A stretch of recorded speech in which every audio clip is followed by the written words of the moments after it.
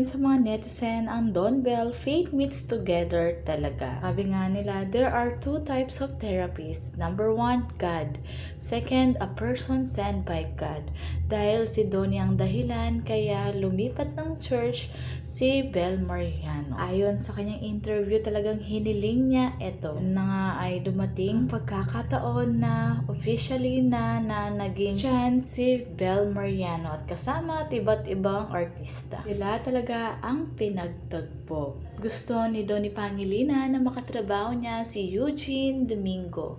At sabi nga nila ay sana sa isang movie ay makasama sila ng Don Bell. Dahil parang anak-anakan na ang turing ni Eugene kay Donnie dahil lagi silang magkasama sa Philippines Got Talent. Talaga nagpapatalo ang isang Bel Mariano dahil siya na naman ang cover ng View magazine. Ang parehas ang trabaho ngayon ng Don Bell ay pero sunod-sunod ang kanilang mga blessing. Walang pahinga, talagang todo trabaho ang dalawa.